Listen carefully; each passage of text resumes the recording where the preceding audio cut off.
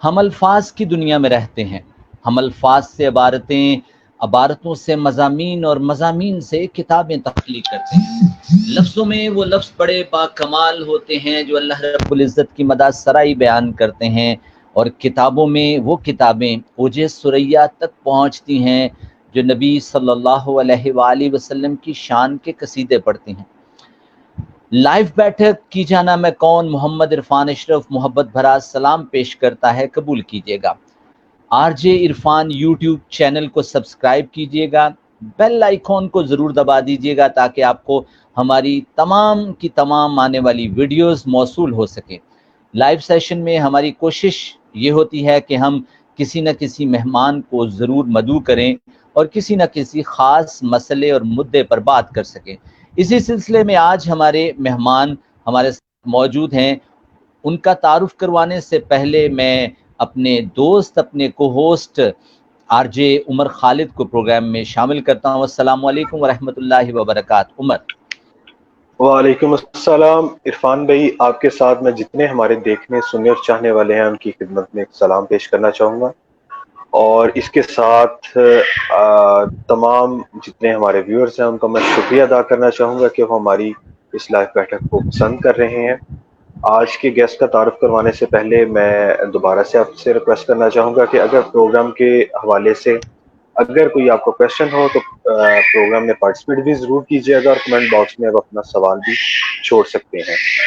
آج کی جو پرسنالٹی ہیں، جو ہمارے گیسٹ ہیں، بہت ہی باکمال شخصیت ہیں۔ تعارف کروانے کے لیے الفاظ کم ہیں لیکن ایک بہت ہیوی پروفائل ہے۔ سب سے پہلے جو دار ارقم اسکول ہے، جو پوری ایک چین ہے، اس کے وہ جنرل مینیجر ہیں۔ اس کے علاوہ الخدمت فاؤنڈیشن کے وہ نیشنل ڈائریکٹر ہیں، اور بے شمار اپنی جو سرگرمیاں ہیں اس میں اپنی سروسز پرووائڈ کر رہے ہیں۔ ایک نامور شخصیت ہیں، اور بھرپور اور دل کے عطا گرائیوں سے میں اپنے آج کے گیسٹ، اپنے دوست علی رضا صاحب کو پروگرام میں خوش آمدید کہنا چاہوں گا۔ شکریہ جی، بہت شکریہ سر، بہت شکریہ کہ آپ نے ہمیں وقت دیا۔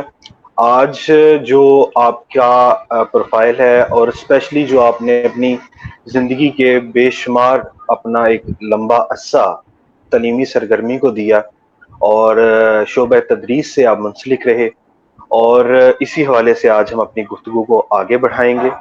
جو پرائیویٹ سیکٹر ہے اور جو پبلک سیکٹر ہے، وہ کس طرح سے اپنا ایک تو ان کے اندر ایک کشمکش ہمیشہ سے جاری رہی ہے، لیکن گزشتہ 2 دہائیوں سے بہت ایک گمبھیر صورتحال اختیار کر چکی ہے۔ ایک تو ہم اس سسٹم کے اوپر بات کریں گے، اور اس کے جو فیوچر پروز اینڈ کونز ہوں گے اس کو آگے ہم لے کر چلیں گے۔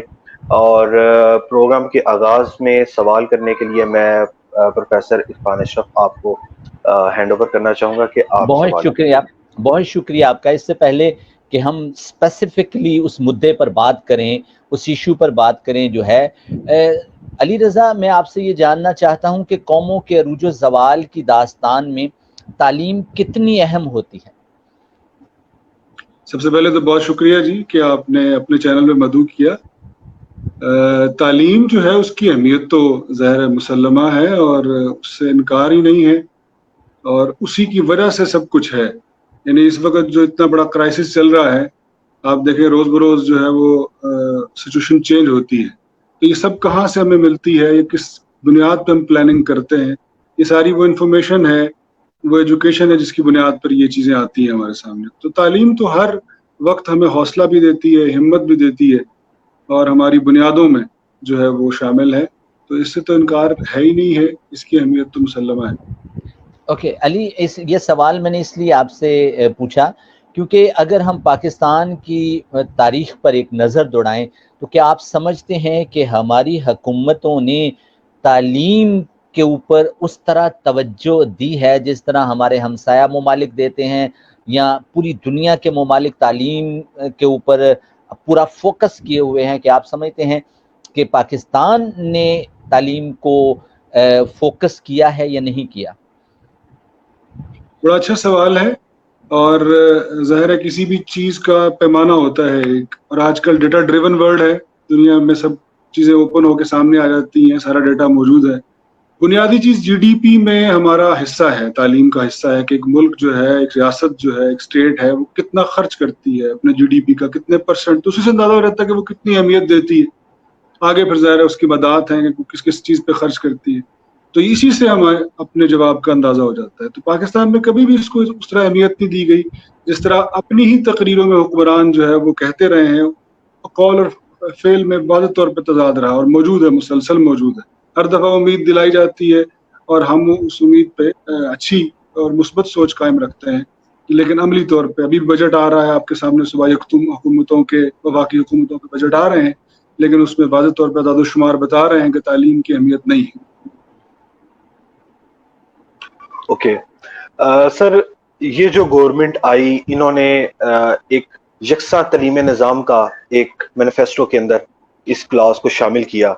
ایک تو ابھی تک اس کے حوالے سے کوئی پیش رفت نہیں ہو سکی, اور دوسرا جتنی یوتھ کی سپورٹ اس گورنمنٹ کو تھی, جتنا ان کو تعلیم کو فوقیت دینی چاہیے تھی, لیکن انہوں نے تو الٹا جتنی یونیورسٹیز تھی ان کا جو ریسرچ بجٹ تھا اس کو بھی ختم کر دیا. اور اگر ہمارا جو ٹوٹل ریسرچ بجٹ اور ایجوکیشن بجٹ الاٹ کیا جاتا ہے اپنے سالانہ بجٹ میں, اگر اس میں سے سیلریز اور جو پینشنز ہیں ان کو نکال دیں تو اس کے وہ تو بالکل پوائنٹس کے اندر بچتا ہے. تو اس حوالے سے آپ کیا کہنا چاہیں گے کہ ایٹ لیسٹ کتنا بجٹ کا پرسنٹیج ایجوکیشن کے لیے ہمارے جیسے تھرڈ ورلڈ کنٹریز کے لیے مختص ہونی چاہیے؟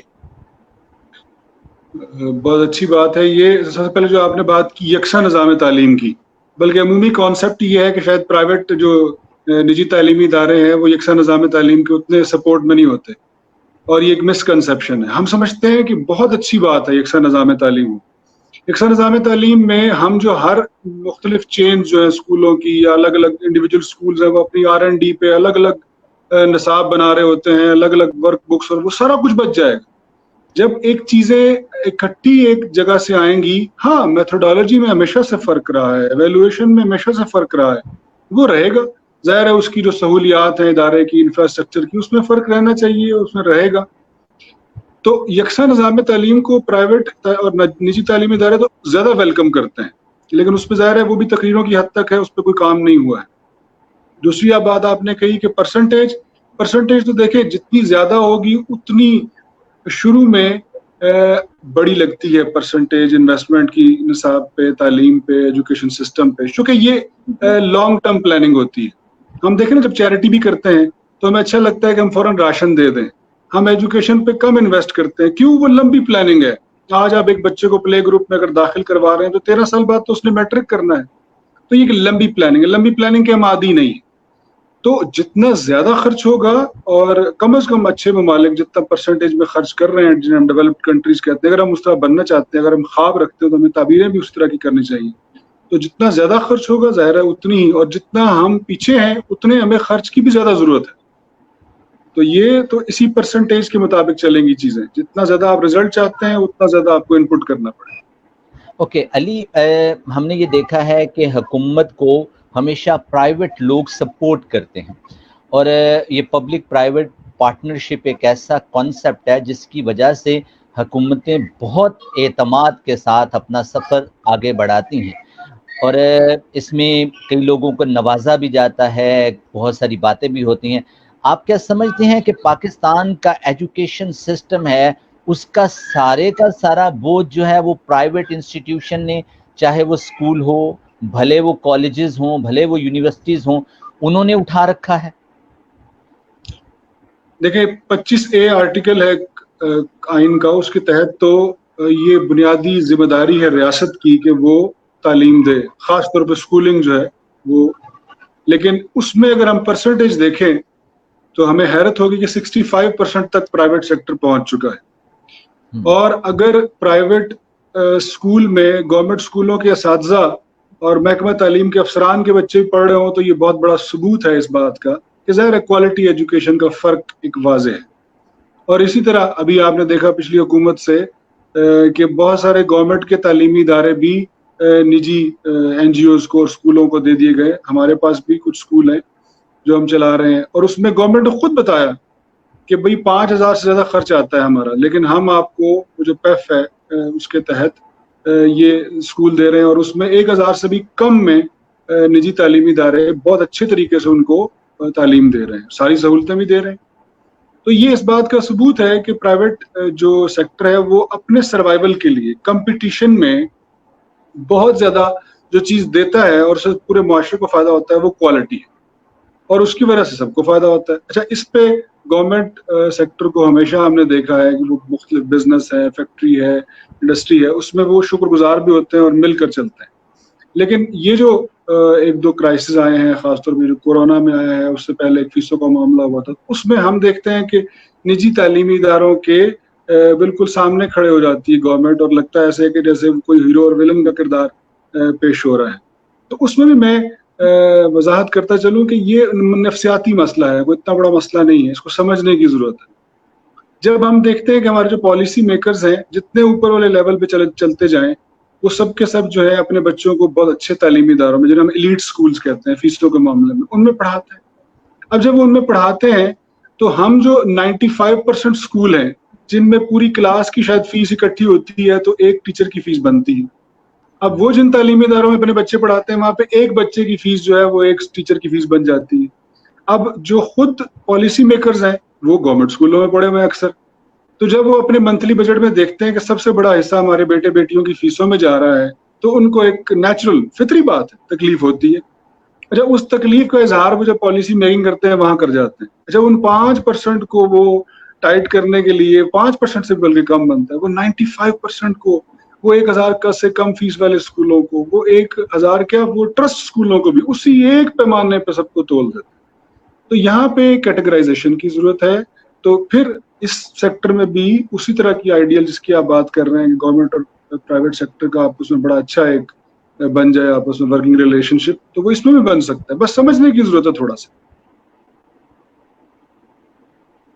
جی سر، میں نیکسٹ آپ سے کویشچن کرنا چاہوں گا کہ آلریڈی جو ہماری سوسائٹی ہے، جو پورا ایجوکیشن سسٹم ہے وہ 4 ایک نہ سیکٹرز میں 4 حصوں میں تقسیم ہے. ایک جس میں ہمارا مدرسہ ہے، اس کے بعد ایک مڈل کلاس پرائیویٹ اسکول ہے، اس کے بعد ایک ایلیٹ اسکول ہے، اور اس کے بعد ہمارا دوسرا پبلک اسکول ہے. ٹھیک ہے، اور جب چاروں جو ہمارے انسٹیٹیوٹس ہیں، جب وہاں سے جو بچے آ رہے ہیں وہ ایک مختلف مائنڈ سیٹ کے ساتھ مارکیٹ میں آ رہے ہیں، اور سبھی کی جو ایک ہونی چاہیے آؤٹ پٹ وہ ڈفرینٹ ہے. میں آپ سے یہ سوال کرنا چاہوں گا کہ آپ کو ایسے ادارے کیا مارکیٹ کے اندر بہتر اسٹوڈنٹس دیتے ہوئے آگے نظر نہیں آ رہے جو اپنا کورس خود ڈیولپ کرتے ہیں، بجائے کہ جو پنجاب ٹیکسٹ بک بورڈ کی جانب سے ایک سلیبس دیا جاتا ہے؟ کیونکہ میرے ذاتی نالج کے مطابق تو گزشتہ کافی عرصے سے وہ ایک سیم آپ کو سلیبس پڑھایا جا رہا ہے. شاید جو 10-15 سال پہلے مسٹر چپس کا ناول تھا اور ڈفرینٹ جو لٹریچر تھا، آج بھی ہم وہیں کے وہیں کھڑے نظر آتے ہیں. تو اس بارے میں آپ کیا کہنا چاہیں گے؟ کیا اسکولز کو یہ ذمہ داری لینی ہوگی کہ وہ اپنے سلیبس کو اپڈیٹ کریں، یا اس حوالے سے بھی ہمیں گورنمنٹ کی طرف دیکھنا ہوگا؟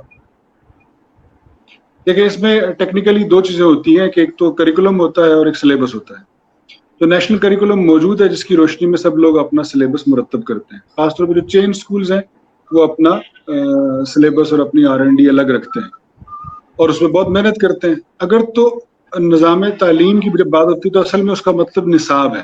نصاب اگر برابر ہوگا تو وہ سب لوگ بڑے ہی سہولت میں رہیں گے، وسائل بھی کم خرچ ہوں گے. جیسے میں نے پہلے عرض کیا کہ میتھڈالوجی کا فرق ہو سکتا ہے، انفراسٹرکچر کا فرق ہو سکتا ہے، سہولیات کا فرق ہو سکتا ہے. نصاب تعلیم تو سیم ہونا بہت اچھی بات ہے، لیکن ظاہر ہے اس کے لیے ایک بہت بڑا کام کرنا پڑے گا.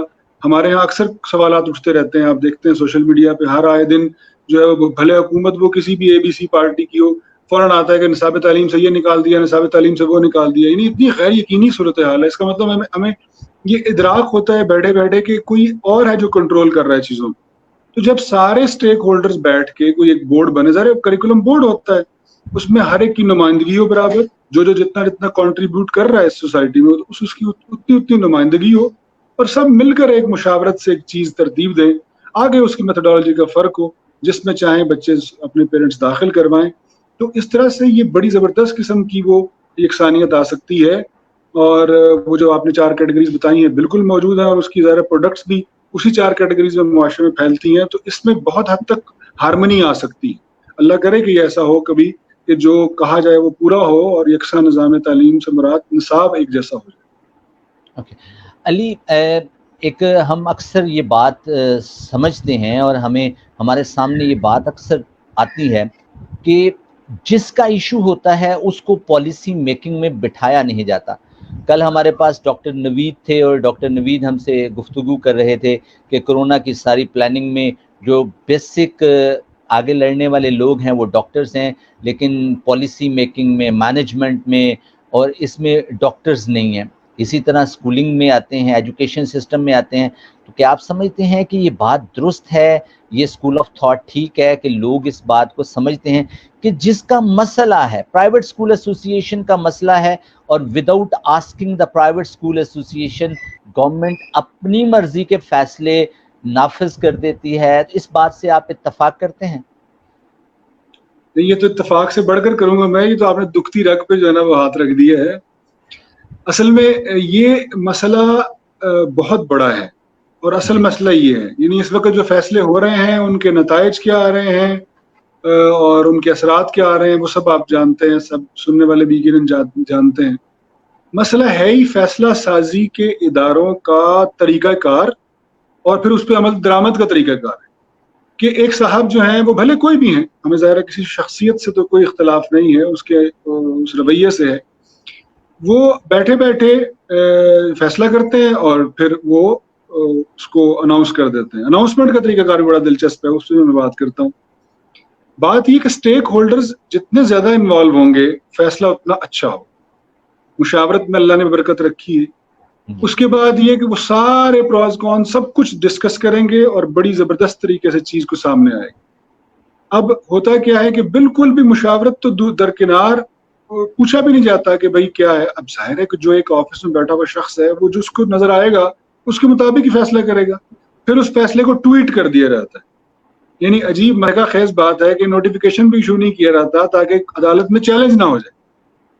اب ٹویٹ پہ ظاہر ہے کہ پیرنٹس یا کوئی باقی جو اسٹیک ہولڈرز ہیں جس کو جو پسند آئے گا اس کو وہ اچھا لگے گا، جس کو پسند نہیں آئے گا اس کو برا لگے گا.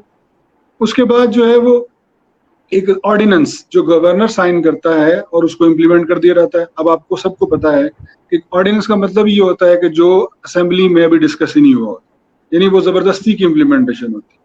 تو اسٹیک ہولڈرز کو تو بالکل انوالو نہیں کیا جاتا، اسٹیک ہولڈرز کو پوچھا تک نہیں جاتا، اور فیصلہ سازی کا جو سارا عمل ہے وہ بعض اوقات ہم نہیں کہتے کہ فیصلے سارے اچھے نہیں ہوتے، فیصلے ہو سکتا اچھے بھی ہوں، لیکن ان کو چونکہ ڈسکس ہی نہیں کیا جاتا تو ان کی بعض اوقات اچھے فیصلوں کی ٹائمنگ ایسی ہوتی ہے کہ وہ ذات خود غلط فیصلے ہو جاتے ہیں. تو اس لیے ہماری گزارش، بالکل آپ نے ہماری بات کر دی ہے کہ وہ سب سے بڑی ہے یہ کہ جتنے اسٹیک ہولڈرز ہیں بھائی پیرنٹس کو بھی شامل کریں. اب عمومی تاثر یہ ہے کہ اسکول کھلوانا چاہتے ہیں پرائیویٹ اسکولوں والے تاکہ جو ہے فیسیں لے سکیں. بالکل اس سے الٹ بات ہے. یہ ہمارے بھی بچے ہیں، ہم بھی وہی سوچتے ہیں جو ہر پیرنٹ سوچتا ہے کہ بھائی وہ آج کل جو وبا پھیلی ہے اس کی کیا اس وقت سچویشن چل رہی ہے. قطعی طور پہ کوئی اسکول کھلوانا نہیں چاہتا، لیکن ہم یہ بھی فیکٹس اینڈ فگرز دیکھتے ہیں کہ پوری دنیا میں جتنی اموات ہوئی ہیں اب تک اس میں 17 سال سے کم عمر بچے صرف 3 ہیں. نیو یارک میں ایک بچہ ہے وہ بھی مشکوک ہے کہ کسی اور بیماری سے بھی اس میں شامل تھا. تو ہم یہ فیکٹس اینڈ فگرز بھی دیکھنا چاہتے ہیں. ہم چاہتے ہیں کہ ایک مشاورتی بورڈ ہو جو بیٹھے یا کمیشن ہو جو بیٹھے جس میں پرائیویٹ اسکولوں کے نمائندگان بھی ہوں، جس میں پیرنٹس بھی ہوں، جس میں کوئی میڈیکل کے لوگ بھی ہوں پروفیشنل کے جو یہ رائے دیں کہ بھائی کس عمر میں کیا پرابلم ہے اس کووڈ کا، کس عمر میں کیا ریزلٹس آ رہے ہیں. سب لوگ موجود ہوں. دیکھیں دنیا میں سب سے بڑی کمیونٹی ہے کون؟ اسٹوڈنٹس. اس سے بڑی کمیونٹی کوئی نہیں ہے. اور اس کے بعد ان کو سنبھالنے والے ان کے ٹیچرز. تو یہ دونوں رسک پہ تو نہیں جانے چاہیے، لیکن جب یہ ان اتنی بڑی کمیونٹی کے متعلق فیصلہ ہو رہا ہے تو کیا یہ حق نہیں پہنچتا ان سب کا کہ ان سب کے نمائندے وہاں بیٹھ کے مشاورت سے فیصلہ کریں. تو آپ کا بہت شکریہ کہ آپ نے بالکل وہ رائٹ پرابلم ڈائگنوز کیا ہے کہ مشاورت ہے ہی نہیں سرے سے کسی بھی لیول پہ نہیں. جی بہت بہتر سر، آپ کے اس نیریٹو سے ہم بھی بالکل اتفاق کرتے ہیں، اور ہمیں یہ جو پورا ایک المیہ ہے ہمیں ہر شعبہ زندگی میں دیکھنے کو ملتا ہے. سر میں آپ سے یہ سوال کرنا چاہوں گا کہ ہمارا جو پورا سسٹم ہے، اسپیشلی ایجوکیشن سسٹم ہے، کس حد تک آپ اس کانسپریسی تھیوری سے اتفاق کرتے ہیں کہ یہ ویسٹرن انٹرسٹ کے اکارڈنگ اس کو لے کر چلا جا رہا ہے؟ اور کیا اس کی بڑی وجہ یہ ہے کہ جو عالمی جو ادارے ہیں، جو یو این او ہے یا ڈفرینٹ دوسری آرگنائزیشنز ہیں، وہ ہمیں فنڈ کرتی ہیں، تو اس لیے لازم ہے کہ ہم ان کے نیریٹو کو آگے لے کر چلیں؟ بالکل آپ کے سوال میں ہی آپ کا جواب بھی موجود ہے کہ جب ہم دیکھتے ہیں کہ آئی ایم ایف جو ہے وہ اپنا قرضہ یا اس کی قسط جو ہے اس کے ساتھ ساتھ یہ بھی شرط رکھتا ہے کہ نظام تعلیم یا نصاب میں سے یہ چیز تبدیل کریں اور یہ چیز اس طرح کریں، تو یہ ظاہر ہے سیدھا سیدھا ہمیں کرنا بھی پڑتا ہے، پھر ظاہر ہے تو یہ ویسٹرن انٹرسٹ تو شامل ہوتا ہے۔ اب ظاہر ہے یہ ہماری حکومت یا جو بھی آنے والی حکومت ہوتی ہے اس کے ساتھ ظاہر پچھلے مسائل موجود ہوتے ہیں، اس میں کوئی شک نہیں ہے، تو اس کی اصل میں دانش مندی اور اس کی فہم و ادراک کا امتحان ہوتا ہے کہ وہ سچویشن میں سب چیزوں کو لے کے اس نے چلنا ہوتا ہے، تو وہ اس سارے عمل میں سے اپنے آپ کو کتنا سیو کرتی، اور جو جتنا سیو کر جائے، جو اپنے نیشنل انٹرسٹ کو جتنا بچا جائے، اپنے نظریات کو، اپنی نظریاتی سرحدوں کو جتنا محفوظ کر جائے، ظاہر وہ اتنا کامیاب کہلاتی ہے۔ اور اس وقت اور اس ساتھ عوام کا بھی اطمینان رکھنا ہوتا ہے۔ تو اگر ہمیں مختلف طرح سے یہی سننے کو ملے کہ بھائی یہ چیز بھی مشکوک ہے، اس میں سے بھی یہ چیز نکالی جا رہی ہے، تو پھر بہرحال یہ حکومت کی کامیابی تو نہیں کہلائے گی۔ اوکے علی، اگر ہم ابھی ڈیسائیڈ کرنا چاہیں کہ ایک سواٹ انالیسس کر لیتے ہیں کہ اگر اسکول کھلتے ہیں تو پھر کیا کیا مسائل ہو سکتے ہیں، اور اگر اسکول نہیں کھلتے تو پھر کیا کیا مسائل ہو سکتے ہیں؟ بہت اچھی بات ہے۔ دیکھیں جو ایس او پی ہے نا، جس کا لفظ بار بار استعمال کیا جا رہا ہے آج کل، وہ اگر ہم دیکھیں تو پچھلے کچھ عرصے میں سب سے زیادہ اچھا ایس او پی وزیر اعظم صاحب نے خود اپنی تقریر میں فرمایا کہ وہ مسجدوں میں رہا۔ جی اس سے بھی پہلے چلے جائیں آپ، ایس او پی کی مثال کہاں ملتی ہے آپ کو یاد ہوگا کہ دہشت گردی کے حوالے سے پرابلم ظاہر اسکول بند کر دیے گئے، اسی طرح غیر معینہ مدت کے لیے۔ تو ہم نے دیکھا کہ ایک چھوٹے سے چھوٹے اسکول نے، گلی محلے کے اسکول نے بھی خاردار تار لگائی، اس نے گارڈ رکھا، اس نے مورچہ بنایا، اس نے ریت کی بوریاں رکھی، یعنی ہر اسکول نے اپنے بجٹ سے بڑھ کر اس پہ خرچ کیا، اور اس کے ایس او پی یہاں، حالانکہ وہاں پہ کوئی کیٹیگرائزیشن نہیں تھی کہ بھئی ایک اسکول 5 لاکھ روپے کما رہا ہے مہینے میں اور ایک 5,000 کما رہا ہے تو اس کا کوئی فرق نہیں۔ ہر اسکول نے حد المقدور کوشش کی کہ وہ اس نے ایس او پیز پہ عمل کیا۔ تو ہمیں ماضی میں بھی یہ مثال ملتی ہے، اور ابھی بھی ہمیں انہی طرح کے تعلیمی اداروں میں، مدرسوں میں مثالیں ملتی ہیں کہ ایس او پیز پہ اسی پڑھے لکھے لوگوں نے زیادہ عمل کیا۔ تو ابھی بھی جہاں پوری دنیا میں اسکول کھل رہے ہیں، بہت ساری مثالیں ہیں، بے شمار مثالیں میں دے سکتا ہوں، جرمنی کی دے سکتا ہوں، کوریا کی دے سکتا ہوں، جاپان کی دے سکتا ہوں، تو جہاں جہاں اسکول کھل رہے ہیں وہاں ظاہر ایس او پیز پہ عمل درآمد ہو رہا ہے۔ اور ایس او پیز پہ یہ جو پڑھا لکھا طبقہ ہے، اور ہماری خاص طور پہ جو کہ زیادہ ٹیچرز ہماری بیٹیاں بہنیں ہوتی ہیں، بڑے اچھے طریقے سے، بڑے سلجھے طریقے سے وہ کام کر سکتی ہیں، زیادہ سلجھاؤ ہے اس میں، ان میں ہمارے میل سائڈ کی نسبت وہی زیادہ ٹیچرز بھی ہیں۔ تو یہ تو بات گارنٹی ہے کہ کسی بھی اور سیکٹر کی نسبت ایس او پی پہ عمل درآمد سب سے زیادہ اچھا اسکول میں ہوگا انشاءاللہ۔ تو اس میں WHO کی بھی گائیڈ لائنز موجود ہیں، اس پہ عمل درآمد کر کے پائلٹ پروجیکٹس کیے جا سکتے ہیں، ایکسپیریمنٹس بھی کیے جا سکتے ہیں۔ اور اگر اسکول نہیں کھلتے تو یہ بہرحال ایک بہت بڑا کویسچن ہے، جس طرح آن لائن وغیرہ کی بات ہوتی ہے، تو اس میں ظاہر ہے وہ جو طبقہ جس کی آپ فیس بچانا چاہتے ہیں، جس کو فیس دینے سے بچانا چاہتے ہیں، اس کو کیا آپ اینڈرائڈ موبائل فونز اور ٹیبز بچوں کو دیں گے؟ ایک والدین کے 5 بچے ہیں تو 5 الگ الگ، جو کہ ٹائمنگ تو ایک ہی ہونی ہے، وہ خرید کے دیں گے، تو کیا ان پہ فائنینشیل بجٹ، چاہے آن لائن کی طرف نہیں جاتے، دیہات میں پڑھے لکھے پیرنٹس نہیں ہیں، تو بہرحال ایک بہت بڑا سوالیہ نشان ہے کہ کیا وہ 2.5 کروڑ بچوں کے ساتھ ساتھ جو پہلے ہی آؤٹ آف اسکول ہیں، یہ 5 کروڑ بچوں کا بھی مستقبل ہم ضائع تو نہیں کر رہے؟ ابھی بھی آپ پیرنٹس سے فیڈ بیک لیں، جو پیرنٹس ہمیں رابطہ کرتے ہیں وہ یہ کہتے ہیں کہ بچہ بالکل بلینک ہو گیا ہے۔ ظاہر گھر میں وہ ماحول بن نہیں سکتا ہے، آن لائن کا مزاج اوورآل نہیں ہے، بڑھ رہا ہے نو ڈاؤٹ کہ وہ آن لائن کی جو امپلیمنٹیشن ہے اس کی ریکگنیشن بڑھ رہی، لیکن بہرحال جو آپ نے سوال کیا تھا اس میں اگر عمل درآمد ہو کے کھولے جائیں تو باقیوں کی کمپیریزن میں، مارکیٹس کی نسبت، کسی بھی اور سیکٹر کی نسبت، مارکیٹ کا تو خیر نام ہی لینا چاہیے، وہاں پہ تو جو حال ہوا آپ کے سامنے ہے، تو سب سے اچھا ایس او پی عمل درآمد اسکول کر سکتے ہیں۔ اور دوسری طرف اگر نہیں کھلتے ہیں تو بہرحال یہ جو اس وقت بچے ہیں جس کلاس میں ہیں اس میں جو ان کا نقصان ہوگا وہ بہرحال ایک بہت بڑا سوالیہ نشان. سر ایجوکیشن سسٹم کے ساتھ ایک بہت بڑی تعداد ڈفرینٹ انڈسٹریز اٹیچ ہیں، اسٹیشنری کی ہے، یونیفارمز ڈفرینٹ ہے، بکس کی ہیں، اور دوسرا جو ہمارا ٹیچنگ سٹاف کے علاوہ کلیریکل سٹاف ہے. ہم ایک طرف تو یہ پورا ایک طبقہ ہے جو متاثر ہو رہا ہے اسکول بند ہونے سے، دوسری طرف جو اسٹوڈنٹس اور اسپیشلی ان کے جو پیرنٹس ہیں وہ ریلیکٹنٹ ہیں فیس پے کرنے کے حوالے سے. تو کس طرح سے اس کے اندر توازن برقرار رکھا جا سکتا ہے کہ ہمارا جو سوسائٹی کا ایک بڑا طبقہ ہے وہ بھی متاثر نہ ہو اور پیرنٹس کے اوپر بھی برڈن نہ بنے؟ تو کیا اس حوالے سے پرائیویٹ سکولز نے کوئی فارمولا طے کیا ہے؟ بہت اچھا سوال ہے عمر صاحب. دیکھیں میں ایک سوال کرتا ہوں اس سوال کے جواب میں کہ خدا نہ خواستہ کسی جگہ پہ ڈکیتیاں زیادہ ہوتی ہیں، خدا نہ خواستہ کہیں پہ جرائم زیادہ ہوتے ہیں، تو کیا عوام ٹیکس دینا بند کر دیتے ہیں کیونکہ ان کے ٹیکس سے ہی جو ہے وہ قانون ساز ادارے چل رہے ہوتے ہیں، قانون کی امپلیمنٹیشن کرنے والے ادارے چل رہے ہوتے ہیں؟ ایسا نہیں ہوتا نا، ٹیکس تو ویسے ہی چل رہے ہوتے ہیں. اچھا اب یہ اصل میں جو اس میں میزان رکھنا تھا، جو دونوں طرف کے موقف کو بیلنس کرنا تھا، وہ حکومت نے کرنا تھا. حکومت نے بہت ٹیکنیکل طریقے سے اپنی ذمہ داری کو ایک طرف رکھتے ہوئے دونوں کو آپس میں لڑا دیا. یعنی وہ پیرنٹس جو ظاہر ہے جن کے گھر ہم نہیں جا کے کہتے ہیں کہ آپ بچوں کو داخل کرائیں، بلکہ وہ پورے معاشرے میں دیکھتے ہیں کہ اسکول ABC اسکول ہے، اس میں سے وہ A کو سلیکٹ کرتے ہیں، B کو کرتے ہیں، اپنی مرضی سلیکٹ کر کے اس کی فیس کو جانچ کے اچھی طرح کے وہ پے کر سکتے ہیں، وہ بچے کو داخل کرواتے ہیں. اور یہ اصل میں پورے سال کی ایک فیس ہوتی ہے جو سہولت کے لیے اس کو منتھلی ڈیوائڈ کر دیا جاتا ہے. ایک سیشن کی فیس ہوتی ہے نا، تعلیمی سال کی فیس ہوتی ہے اصل میں. اب ہوتا کیا ہے کہ وہ جو فیس ہے اس کو اچانک سوالیہ نشان بنا کے دے دیا جاتا ہے. وہی پہلے 50% کی بات کی جاتی ہے، پھر 20% کو نافذ کر دیا جاتا ہے ایک آرڈیننس کے ذریعے.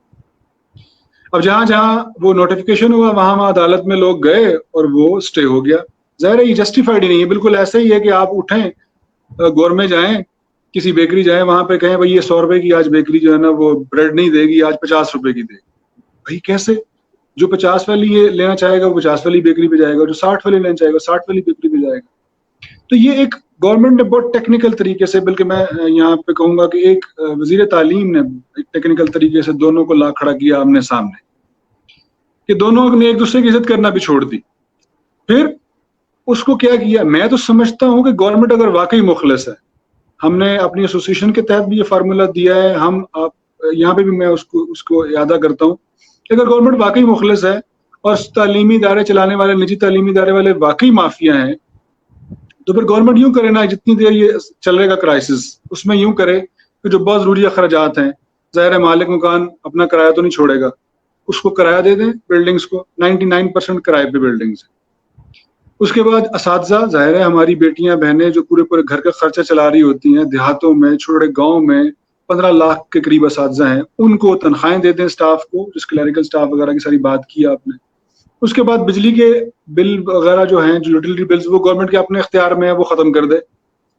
مالک جو اسکول ہے اس کو 1 روپیہ نہ دیں اور 100% فیس معاف کر دیں والدین کو. 20% کی رعایت کیوں دیتے ہیں؟ 100% کی رعایت دیں، سہولت دیں نا، پھر پراپر سہولت دیں. امریکہ نے کرائسس آیا ہے نا تو بچوں کو ٹیب تک دیے ہیں، اسکول جانے والے بچوں کو انہوں نے میرا خیال ہے $600 پر اسٹوڈنٹ بھی پے کیا ہے، اسکول گوئنگ اسٹوڈنٹس کو ٹیب بھی دیے ہیں.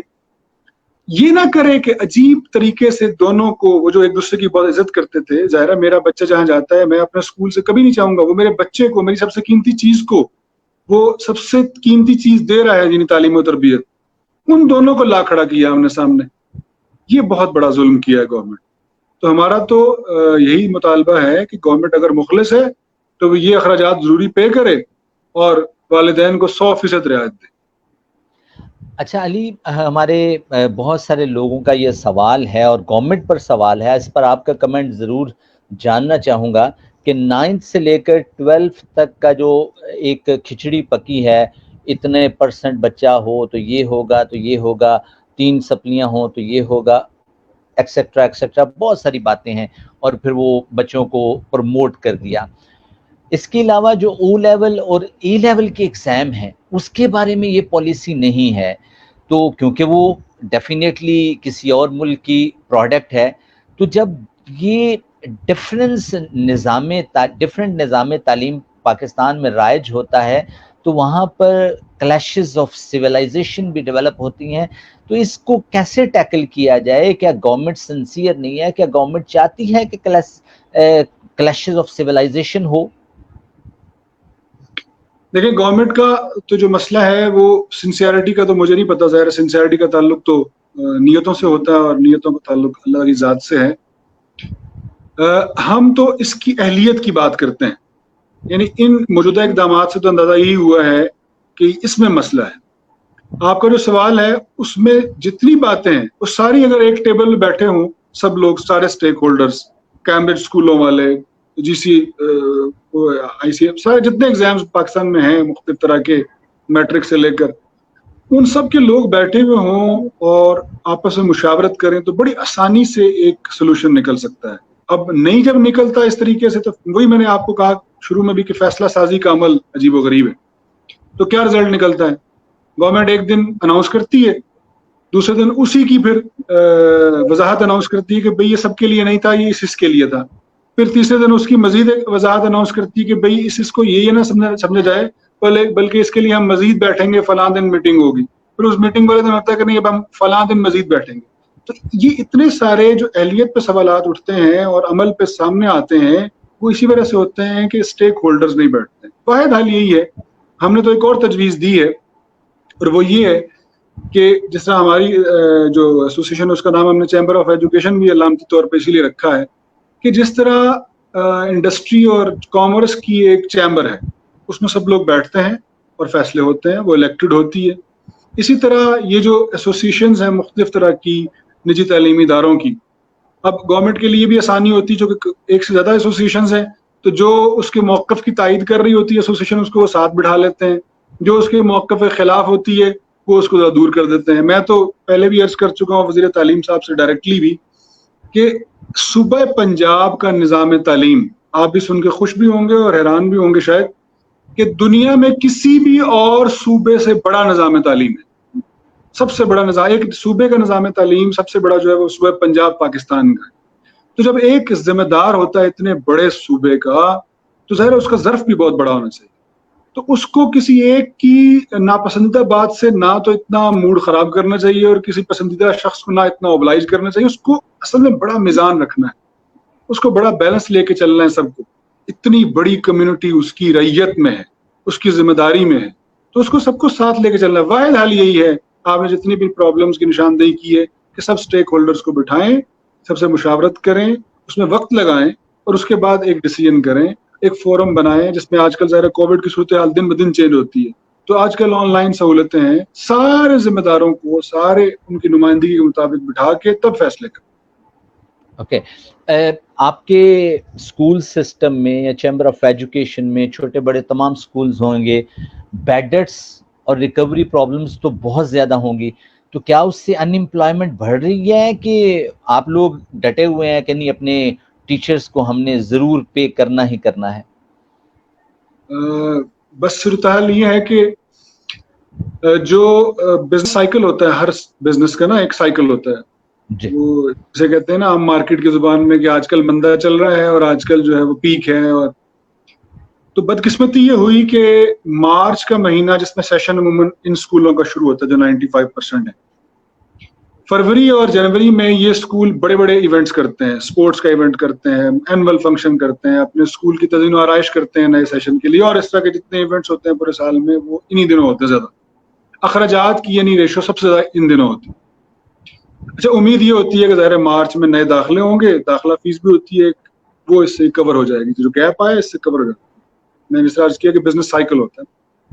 اب جو ہی مارچ کا مہینہ شروع ہوا وہ گیپ تو کور کیا ہونا تھا، داخلے بھی رک گئے اور 14 کو لاک ڈاؤن ہو گیا، سندھ میں اس سے پہلے ہو گیا. تو وہ نئے داخلے بھی نہیں ہوئے. جو اینول انکریمنٹ ہوتی ہے ہمارے ہاں جو سپریم کورٹ کے ڈیسیژن کے مطابق پہلے ہی پرسنٹیج کی کم ہے، یعنی 10% ہم انکریز کرتے ہیں. آپ کو پتہ ہے ہر پراپرٹی کا کرایہ 10% انکریز ہوتا ہے. اساتذہ کی تنخواہ بھی ہمارے یہاں باٹم لائن ہے کہ 10% انکریز کرتے ہیں، اس کے بعد پرفارمنس کی بنیاد پہ اس سے زیادہ بھی کرتے ہیں.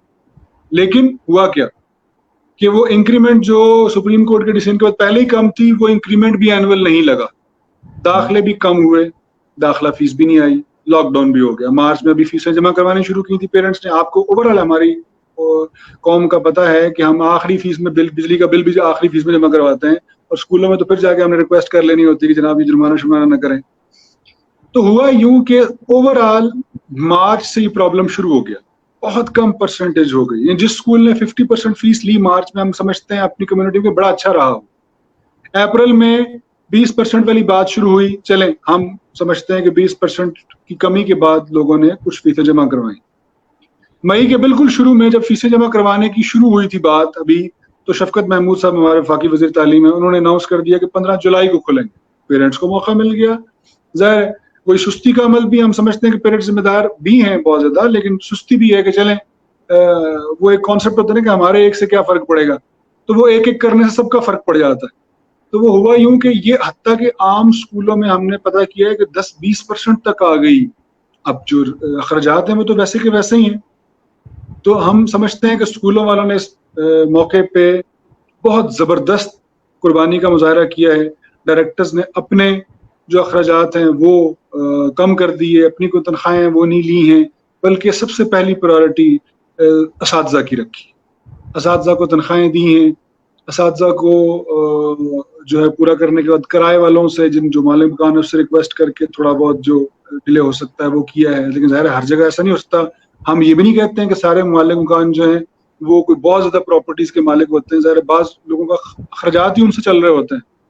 تو یہ سچویشن دیکھتے ہوئے جو سب سے زیادہ کمپرومائز کیا وہ مالک اسکول خود ہے.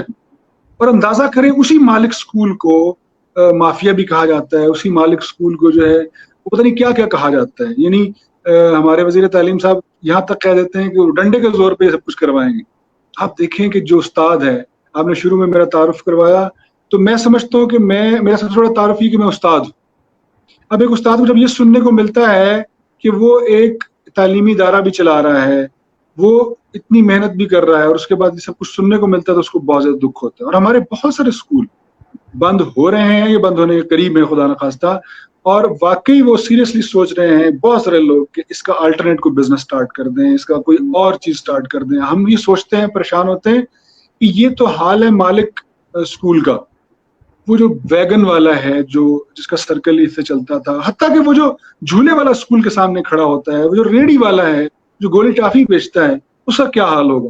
لیکن ہم اس پہ اور زیادہ پریشان ہوتے ہیں کہ کیا وہ جنہیں سوچنا چاہیے یہ سب کچھ, جن کو کیٹیگرائزیشن کرنی چاہیے, ان کے ذہن میں وہی 4-5 اسکول ہیں جن میں ان کے بچے پڑھتے ہیں, اور جو ان سے جو ہے وہ لاکھوں روپے لے لیتے ہیں ماہانہ. وہ انہی کے غصے میں وہ سب غصہ جو ہے وہ 95% پہ نکال دیتے ہیں. اللہ تعالیٰ ہدایت دے, اور کیا کہا جا سکتا. اوکے علی, چونکہ آپ کی بات کو ہی تھوڑا عرفان بھائی آپ کی اجازت سے, جی علی, عرفان بھائی آپ کی اجازت سے میں سر سے کوشچن کرنا چاہوں گا کہ کیا ابھی تک آپ کی انفارمیشن کے, مجھے لگا کہ آپ ہمارے ساتھ نہیں, جی میں اس وقت لوڈ شیڈنگ کو برداشت کر رہا ہوں. اوکے, ٹھیک ہو گیا. آپ کی اجازت سے کوشچن کرنا چاہوں گا سر, کیا ابھی تک کی انفارمیشن کے اکارڈنگ گورنمنٹ کا پلان کیا ہے, اور کب تک ان اداروں کو کھولنے کا گورنمنٹ ارادہ رکھتی ہے؟ دیکھیں ابھی تک تو ہمارے پاس کوئی ایسا انفارمیشن کنفرم نہیں ہے, اور ظاہر ہے ہم سمجھتے ہیں کہ کنفرم شاید کووڈ کی صورتحال کی وجہ سے شاید نہیں بھی ہو سکتی. ظاہر ہے سچویشن چینج ہو رہی ہے, اللہ تعالیٰ اس کا انجام بخیر کرے. لیکن دوسرا بڑا مسئلہ یہ کہ گورنمنٹ ہم سے مشاورت بھی تو نہیں کرتی نا. اب مشاورت کرے گی تو اندازہ ہوگا کہ وہ کیا سوچ رہے ہیں, یا ہم اپنا موقف پورا بتائیں گے. فیصلہ سازی کا ان کو اختیار ہے, لیکن جب فیصلہ امپلیمنٹ کیا جائے گا صرف اور وہ بھی ٹویٹ کر کے, تو پھر ظاہر ہے وہ ہم یک طرفہ سی اس میں رہیں گے سچویشن میں. تو ابھی تک تو کوئی واضح نہیں ہے. یہاں پہ آپ کی بات ایک اور بڑا ہی اہم پہلو جو میرے ذہن میں نہیں تھا, آپ کی بات سے ذہن میں آیا, وہ یہ کہ جو آرڈیننس ابھی گورنمنٹ نے ترمیم کی, اس میں 1984 کا آرڈیننس ہے تعلیمی اداروں کے متعلق, اس میں جو ترمیم کی وہ بڑی خطرناک ہے. وہ ترمیم یہ ہے کہ جو ڈسٹرکٹ رجسٹریشن اتھارٹی ہے, جو ڈسٹرکٹ ایڈمنسٹریشن ہے, وہ یہ اختیار رکھتی ہے کہ وہ اسکولوں کے کلوئر کا یا اسکولوں کے بند کرنے کا ایسی سچویشن میں وہ اختیار رکھتی، اور بھی باقی اختیارات بھی اس کے بہت زیادہ بڑھا دیے گئے. اب ہم نے دیکھا عملی صورت میں اس کو کہ بڑی عجیب و غریب سچویشن ہوئی ہے. مثلاً کہیں پہ اب ظاہر ہے اس میں افراد بیٹھے ہیں، ڈی سی او ہے یا ڈی سی صاحب ہیں یا سی او صاحب ہیں جو ایجوکیشن کے. اب اگر وہ طبیعتاً اچھا سمجھتے ہیں پرائیویٹ تعلیمی اداروں کو تو وہ بہت ہی پازیٹیو فیصلے کریں گے. جس طرح 18ویں ترمیم کے بعد صوبائی ہوئی ہیں چیزیں، اس طرح اس ترمیم کے بعد خدا نخواستہ ضلعی ہو گئی. اور آپ کو پتا صوبائی ہونے کے بعد جو پرابلمز آ رہے ہیں وہ ضلعی ہونے کے بعد کیا ہو جائیں گے. اور ابھی ہم نے دیکھا کہ ڈسٹرکٹ سرگودا میں مثلاً ایک مثال دے دیتا ہوں، یہ رینیوول کا بڑا مسئلہ چل رہا ہے نا، ہر سال اسکول کی رجسٹریشن رینیوول ہوتی ہے تو بہت سارے کیسز پینڈنگ ہیں، آٹومیٹکلی ظاہر پینڈنگ ہوتے ہیں سال بعد. تو انہوں نے ایک وہ جو کہ اوپر بھی ٹویٹ ہوتا ہے تو نیچے بھی انہوں نے زبانی اعلان کیا ہے کہ جب اسکول کا کیس آئے تو اسکول سے کہیں ساتھ بینک کی اسٹیٹمنٹ بھی لگائے، اور اس بینک کی اسٹیٹمنٹ میں دیکھیں چیک کریں کہ اگلے 3 ماہ کی سیلریز دینے کے لیے اسکول کے پاس پیسے ہیں. اب یہ ان کی ذاتی مزاج کی عکاسی کرتا ہے، یعنی یہ کوئی صوبائی حکومت کا فیصلہ نہیں ہے، یہ کوئی اور اتھارٹی کا فیصلہ نہیں ہے، یہ ضلعی سطح پر ان فیصلہ سازی کے عمل کو اس کو جانے کا نقصان ہے کہ جہاں پہ کوئی شخص ایسا بیٹھا ہوگا جو مزاجن خلاف ہوگا تعلیمی اداروں کو تو وہاں پہ بیڑا غرق ہو جائے گا پورے ضلع میں، اور جہاں پہ کوئی اچھا آ جائے گا وہاں پہ. یہ کیا ہے؟ یہ تو اوورال حکومتی ریٹ ہی عجیب ہو جائے گی، یونیفارمٹی ہی نہیں رہے گی پورے صوبے میں. تو اس طرح کے فیصلوں میں کیا کہا جا سکتا ہے؟ یہ تو چھوٹی بات ہے کہ اسکول کب کھلیں گے یا کب نہیں کھلیں گے، لیکن یہ ہے کہ یہ تو جو عمل ہو رہا ہے اس سے اور باقی بہت سارے فیصلے بھی عجیب و غریب صورت اختیار کر جائیں. اوکے علی، جو پوائنٹ آف کنسرن جو مجھے ڈسٹرب کر رہا ہے اس وقت وہ یہ ہے کہ آپ لوگوں کے پاس کچھ اسکول ہوں گے جن کے پاس 2 مہینے کا یا 3 مہینے کا مارجن آف سیفٹی ہوگا، کچھ لوگوں کے پاس 4 مہینے کا مارجن آف سیفٹی ہوگا. اس سے زیادہ ایک عام اسکول جو ہمارے گلی محلے کا ہے، اور میری انفارمیشن کے مطابق تو مارجن آف سیفٹی اس سے بھی تھوڑا کم ہے کہ ہو سکتا ہے کہ 1 ماہ کی تنخواہیں دینے کے لیے بھی ان لوگوں کے پاس پیسے نہ ہوں. اور پرابلم یہ ہے کہ بیڈ ڈیٹس ہیں، ریکوری نہیں ہے، 10% آپ لوگوں کو لوگ فیسیں دے رہے ہیں، گورنمنٹ آپ کی بات نہیں سن رہی، بچہ آپ کے پاس نہیں آ رہا. تو وہ جو ٹیچرز ہیں، وہ جو بیچارہ آپ کے پاس جس کا روزگار آپ کے ساتھ اٹیچ ہے، اور جو آپ کا کلیریکل سٹاف ہے جو آپ کے پاس کام کر رہے ہیں، اگر ان کو سیلری نہ ملی اگلے 2-3 ماہ کے دوران تو پھر تو ان امپلائمنٹ کہاں کی کہاں پہنچے گی اور بہت ساری ڈسٹربنس کریٹ ہوگی. یہ ان امپلائمنٹ سے بھی ایک درجہ آگے چلی گئی یہ بات. میں نے پہلے جو بات کی وہ بڑے ملفوف سے الفاظ میں اس لیے کی، ظاہر ہر چیز کا بھرم بھی ہوتا ہے. اصل صورتحال واقعی جس طرح آپ نشاندہی کر رہے ہیں، یعنی اگر دیر میں کسی نے اسکول جلا دیا ہے، یا اگر ملتان میں کسی کی ہارٹ اٹیک سے ڈیتھ ہو جاتی ہے، یا کراچی میں اگر ہماری ایسوسیشن کے ایک نائب صدر ہیں تھے اللہ بخشے، مطلب اب لوگوں کا سروائیول کا مسئلہ بن گیا ہے. اور سروائیول سے بڑھ کر وہ مالک اسکول جو دن میں ظاہر کئی فون سنتا ہے، وہ اپنے اساتذہ کے فون سنتا ہے جو مجبوراً اس کو فون کرتے ہیں، جو مالک مکان کا فون سنتا ہے، تو ظاہر ایک فون بھی اگر آپ کے پاس ادائیگی کے لیے آتا ہے تو آپ کا جو صحت کی صورتحال ہے وہ بھی، تو یہ بہت بڑے یہ ڈیزاسٹر کی طرف جا رہا ہے، یہ کرائسس کی طرف چلا گیا ہوا ہے اور اب ایک بڑے بحران کی طرف جا رہا ہے. اور صحیح بات ہے، اگلے دن وہ آسٹریلیا سے غالباً ایک والد نے ایک بنا کر بھیجی ویڈیو جو وائرل ہوئی کہ اگر اسکول بند ہو جائیں گے، کے پی سے تو یہ بھی رپورٹ ہے کہ 600 اسکول وہاں پہ بند ہو چکے ہیں، چھوٹے ملا کے بڑے ملا کے گلی محلوں والے اسکول ہوتے ہیں. آپ نے بالکل صحیح بات کی ہے کہ اگر اسکول بند ہو جاتے ہیں، مزید 2 ماہ یہ چلتا ہے، اور ابھی ظاہر ہے اس وقت بھی سچویشن ایسی ہی ہے، تو یہ بحران ہر ایک کے لیے برابر اہمیت رکھتا ہے. یہ ان بچوں کے لیے بھی، ان کے والدین کے لیے بھی، ان اسکول مالکان کے لیے بھی، اساتذہ کے لیے بھی. صرف ان میں امپلائمنٹ کا مسئلہ نہیں ہوگا، یہ بہت سارے اور ایشوز پیدا ہو جائیں گے. میں اسی لیے تو ہم تڑپ رہے ہیں کہ وہ جو سٹیک ہولڈرز کو بٹھا کر بات کرنے والی ہے، وہ شاید سارا کچھ سوچتے نہیں ہیں، یا پتہ نہیں وہ کیا سوچتے ہیں، ان کو ان چیزوں کا ادراک نہیں ہے.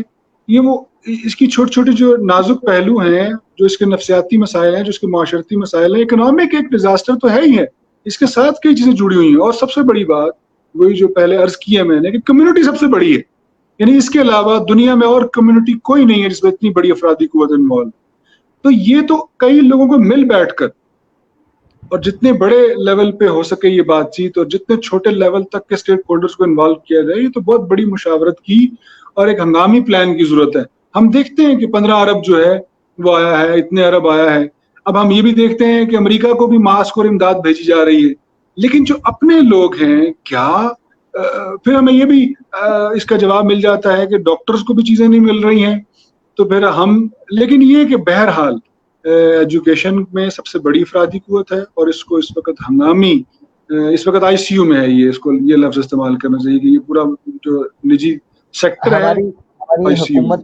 ہماری حکومت کا ماننا یہ تھا کہ سب سے پہلے آتے ہی ہم ایجوکیشن ایمرجنسی لگائیں گے, وہ ہمیں سمجھ آ رہا ہے. جی عمر.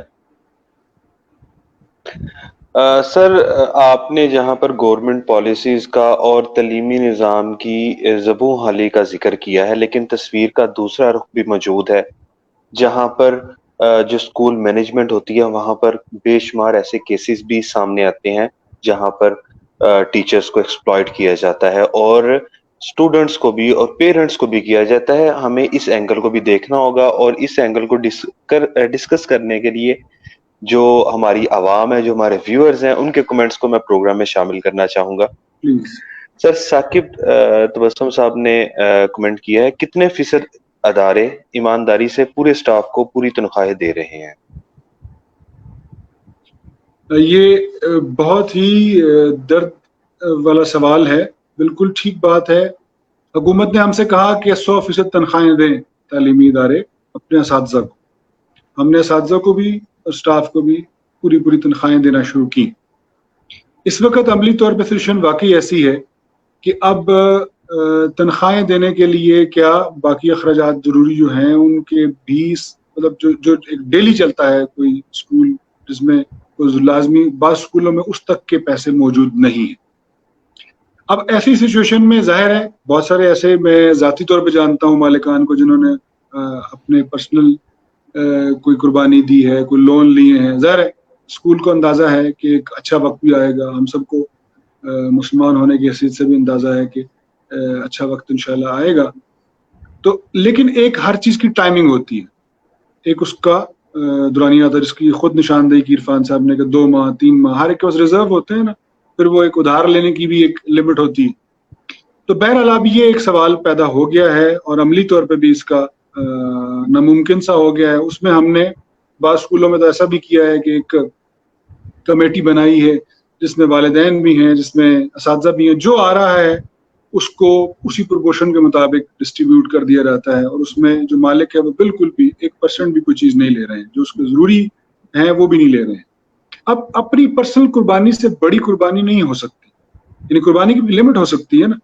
اب ظاہر ہے اس کے بعد ذمہ داری جو ہے وہ اس چیزوں کی آتی جن کو ہم ٹیکس دے رہے ہیں, جن کو ہم, ظاہر بہت سارے ادارے جو ہیں وہ اس میں کمرشلائزیشن میں چیزوں میں آتے ہیں, پرائیویٹ جو ہے وہ لمیٹڈ کمپنیز بھی ہیں اور باقی چیزیں بھی ہیں. ٹیکس بھی EOBI ہے, وہ جو سوشل سیکورٹی ہے وہ سب گورنمنٹ پرائیویٹ اسکول والے اسی طرح دیتے ہیں جس طرح کوئی انڈسٹری دیتی ہے. تو ظاہر استحقاق بھی اتنا ہی ہے.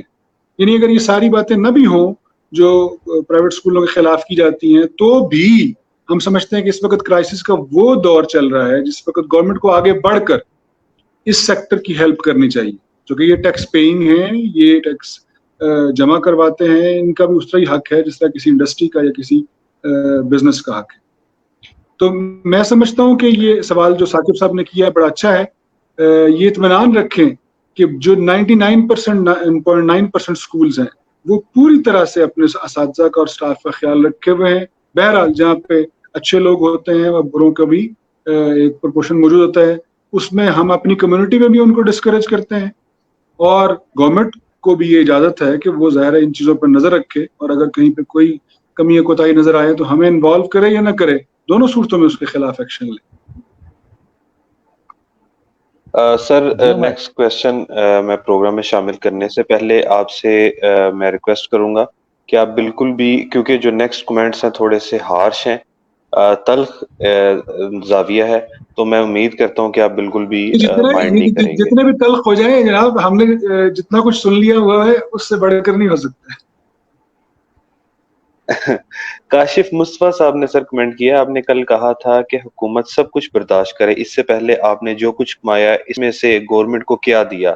بھائی فرینچائز سارا سال کماتی ہے، ان مشکل کے دنوں میں فرینچائز مالکان کیوں خیال نہیں رکھتے اپنے سٹاف کا؟